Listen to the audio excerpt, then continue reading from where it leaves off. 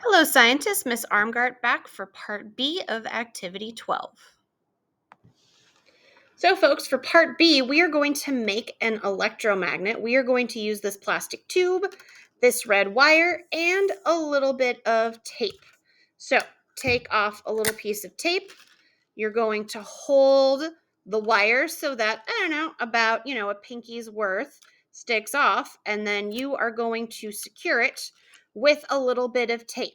Now, you want to wrap as close to the end of the tube as possible. So, our first electromagnet needs 30 coils in 6 centimeters. So we go 1, 2, 3, 4, 5, 6, 7, 8, 9, 10. And I'm going to check. That is almost 3 centimeters. So I'm good to go on 11, 12, 13, 14, 15, 16. If your wire is a little bit tangled, that's okay. 17, 18, 19, 20, 21, 22, 23, 24, 25, 26, 27, 28, 29, 30, and then push all of those coils together and measure. Make sure that it is about 6 centimeters in length. You're going to want to spread them out. And then secure the other end with tape. If you let go, the coils will likely spring all the way over, and this will make sure that you can move your electromagnet around without one of your group members having to hold it. So this is electromagnet coil number 1. We have 30 turns. We have 6 centimeters. If you look on student sheet 12.1, we need 3 volts. So now we are going to bring our circuit and our capacitor.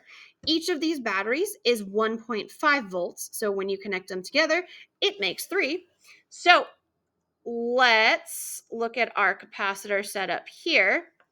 Now, just like part A, we are going to have our capacitor set up. We are not going to touch our capacitor once we charge it. So we are going to charge for the 30 seconds again, and then we are going to remove the batteries and replace it with our electromagnet. So you should have 2 sides of the wire. There should be 2 bare ends where it is not the red, it is just the regular wire.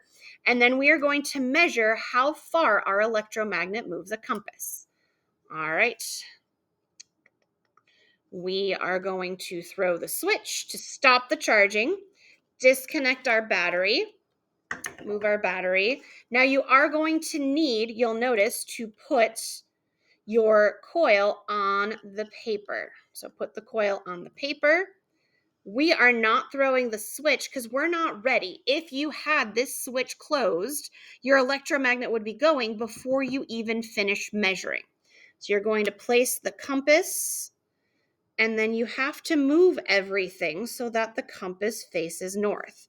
So I have to move my paper kind of like that, and then move my electromagnet accordingly. So now I'm all set up.